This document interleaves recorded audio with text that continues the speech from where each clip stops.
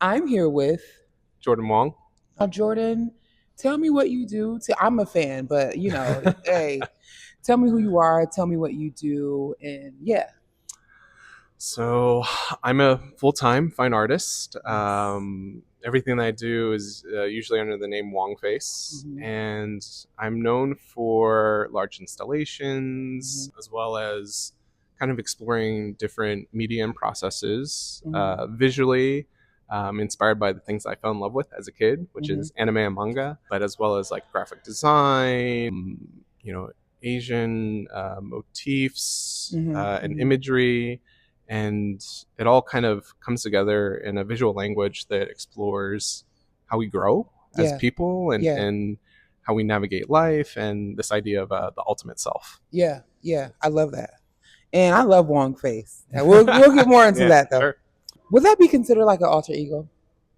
Uh, not necessarily an alter ego because it was Okay. actually a nickname. Okay. Yeah, Okay. whenever I was like in high school, like there's Okay. there's like a whole story like how that name kind of came to be, but Okay. yeah. Let's get into it. Tell me about how that name came to be. Because that is like kind of like one of the um, common questions I receive is like what is Wong face? Like what does it mean? Like where Yeah. does it come Yeah. from? And it came from when I was in high school, Okay. getting ready early in the morning. I had VH1 on, um, Yes. like back in the day, Back in the right? day, Like MTV, MTV, like VH1, yep, VH1. This is music like it's like videos. really showing my age, but Yeah, same. and Shout out to the '90s babies. oh yeah, I mean, we here. we're here. Yeah. Yeah, for sure. And they had this like VH1 news segment in the morning, and they had this kind of like joke segment where they were reporting this fictitious story about Nick Lachey from 98 Degrees and how Nick Yes. Lachey wanted to start being called Nick Face Killer in Okay. relation to Ghostface Ghostface Killer, Killer. right? And it's so funny because at that time, I actually didn't even know about Wu Tang. I just Okay. thought like Nick Face Killer was such a funny name, and it like sparked the idea of like Wong Face Killer, Yeah. which I thought was Okay. like just really goofy and funny. I like that. Thanks. Yeah. Yeah. Yeah. So at that time, Xbox Live had just like, come out, Hmm. online gaming was becoming more of a thing. And part of, setting up your profile was choosing your gamer tag, Hmm. the name. And I just thought Wong Face Killer was so funny. Uh huh. So that was my gamer tag. Okay. And then some friends started to call me that in school, and it shortened to Wong Face. Uh And huh. it wasn't until my senior year in college, I was in design class, and we were crafting our visual identities Hmm. for whenever we graduate and go into the world and start working as graphic designers. Right. And I thought that Jordan Wong design sounded really boring Hmm. and Hmm. didn't really kind of speak to the work that I was doing, which Right. is Right. very much illustration based, very Yeah. Vibrant. whimsical, vibrant, Yeah. goofy. Yeah. And I felt that like Wong face, which is like quirky Yeah. and more memorable, It very much so. right, would Absolutely. be a better like identity for my creative work. So Yeah. that was the start of Wong face. Yeah, I like that. It's giving Yeah. fun. Yeah, when I Good, see it, good. yeah, it's giving Yeah, fun. So yeah, my sons yeah. like it too. They're I'm like, glad. "What? Oh my god!" Yeah. So Yeah, awesome. All right, first question. Outside of that one, sure. what is the wildest, most unexpected place you found inspiration for the work that you do? Because I have a background in graphic design. That's what I did professionally alongside the personal work, and Hmm. before fully transitioning into the fine art practice, I would just find inspiration in things like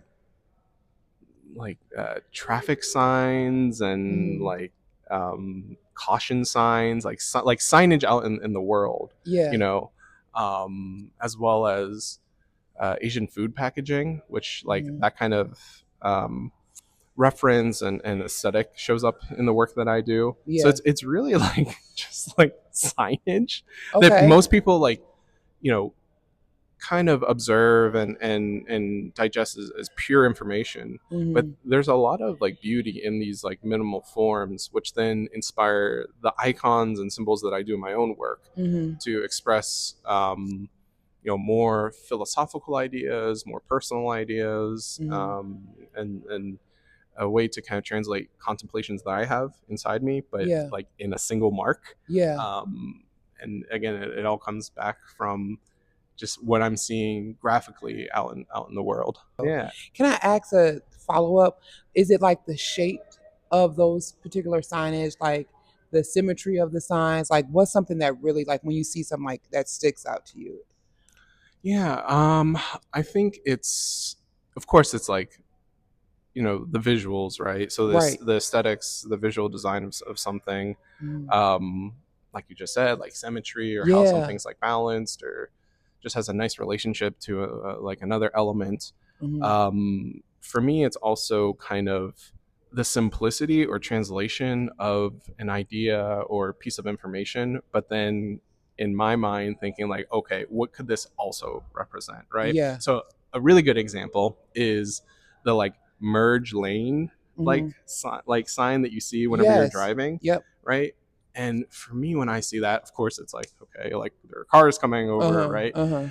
I think it's a really good metaphor for life, right? Yeah. Like you're living your life, and there's just things that happen Yeah. unexpected, right? Yeah. We every day is full of possibility Yeah. of things that are good and bad, right? Right. Right. So True. like seeing something like that is like such a great metaphor Mm. for just this nature of day-to-day living. Yeah, because sometimes you got to merge left or merge right. Yeah. Take that. Take that with you. Yeah, Yeah. absolutely. If you had to describe your art style using only three pop culture references, what would they be and why? Okay. All right. Yes. First one has to be Dragon Ball. Okay. Like for many artists, right? Like Yes. yeah, Akira Toriyama's Dragon Ball is just so iconic, Hmm. and part of like, not just anime and manga history, but I really feel like it's like now part of kind of the art canon that is global, Oh because it yes. had just such a profound influence on so many creatives today. Hmm. And the iconic design of like Goku, Okay. right, Yep. with his like spiky hair. I mean, Yep. like it's just like ingrained in like everyone's Yeah. I see a Goku upbringing. for Halloween, maybe 2 to 3 times a Halloween for the past like 10 years. Right. Everybody, I've seen so many. Yeah, that makes I sense. Yeah. remember when I was, let's see, how old was I think I was like maybe 5 or 6, and I Okay. went as Goku for Halloween. But Hmm. this was like before like anyone really knew what anime or manga was, Uh huh. and like if you said Goku like back in 1995, people would be like, some people would Yeah, know, some people but would most know. people would be like, what's a What is that? Goku, Right, right? right, right. But So you say it. basically, you're an original OG. I don't. I feel like the original like OGs are from like the 80s, because like Mm. really growing up with Dragon Ball, because I came to Dragon Ball through Dragon Ball Z. Okay. Yep. Um, Same. Hmm. but so that's definitely one. I would say Evangelion, which is Okay. another series. Okay. Okay. Neon Genesis Evangelion. Evangelion. Yeah, Okay. Evangelion, Okay. and You put me on. yeah, Okay. it's Okay. it's a wild series, and it Yeah. was like really experimental at Okay. its time. But what's really fascinating is how the anime has kind of like these graphical moments that utilize type and illustration Mhm. in a very distinct style Mhm. that at Mhm. that time I don't think any other series was doing that, and Yeah. that even became like kind of formative to probably a lot of other anime for Mhm. sure, but Yeah. also like design that's out there that kind of relates to that in a way. Yeah. Yeah. I can see that. Yeah. So I think that's a really prominent, um, you know, pop cultural reference in this idea of like combining the idea of like design, like type Mhm. icons, right, Mhm. with Mhm. illustration, but now it's used in this narrative art form that is Yeah. this anime. And then the third, oh man, the third. I would say, which is funny, this relates to Dragon Ball, is Okay. Journey to the West. Okay. I do. I Yeah, know. yeah, I do Sun know Wukong, that. yeah, Yeah, yeah, I yeah. do So the know Journey Monkey to the King, West. yeah, Yes. Yes. which in interviews with Toriyama, he actually cites Journey to the West as being the inspiration for Dragon Ball. Like Nice. Sun Wow. Wukong, I didn't know Wukong that. is Yeah. the inspiration for Goku, and I Okay. think Okay. Goku actually is like the Japanese name for Wukong. Yeah. Wow. So Okay. Okay. I remember growing up watching recorded episodes Mm-hmm. from the 80s TV, Oh like Journey wow. to the West series that was Oh like we. aired in China, right? And Okay. it's so funny, as a kid, like I I didn't speak Chinese, I didn't understand Chinese. Mm-hmm. Um, I was just so fascinated by the visuals and just like what Yeah. was happening that it didn't really even matter that I could understand the dialogue or Right. what the characters were saying. Yeah. The visuals was telling enough of the story. Yeah, Yeah. That's yeah, real. Yeah. I love yeah. that. Yeah. If your art could speak for itself, what's the message that it would say to the world?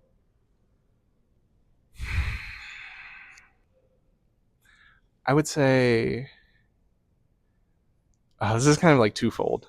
Okay. The first one is this idea of like, what are you practicing? Mm.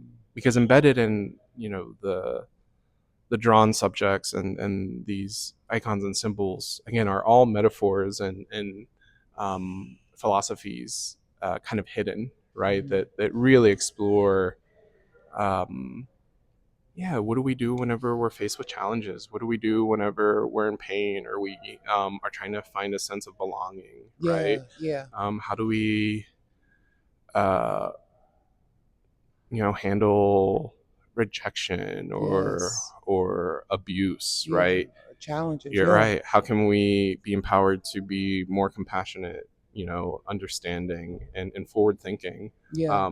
not just in relation to others, but especially in relation to ourselves, right? So So. it's the idea of like, what are you practicing really connects to this idea of like, how are you cultivating, yourself internally, right? Mhm. Um, but then the second part of that is also this stress of play, Mhm. right? Which, Mhm. um, yeah, is such a crucial thing in being human. Not even Yeah. just being an artist, Right. or a Right. musician or a dancer or any kind of like creative person. I think Mhm. it's an innate human quality that a lot of people lose, Mhm. right? And play can take many forms. It Yeah. can look very, very different.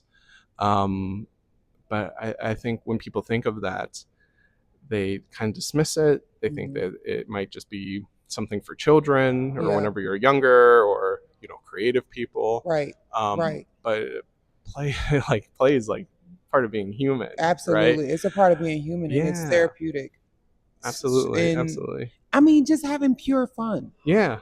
like not thinking about, because life, adulthood is the worst hood in the world. Right, right. So having that play, I mean, that, like you said, it's a part of being human, you know? Yeah, Mhm. absolutely, Yeah. absolutely. And even like what you just said there, right? Like adulthood being the worst hood in the world, right? Right. Like, what if it didn't have to be, right? Or what if Yes. adulthood didn't necessarily mean separation from childhood or those innate qualities of when we were younger, but was a deeper development of Yes. those qualities. So, Yes. Yes. um, I that's kind of what I'm trying to inspire, through the work, kind of encourage contemplation, Mhm.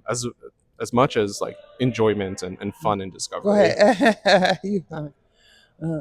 Sorry, No, no, but no. enjoyment. Yeah. Yeah.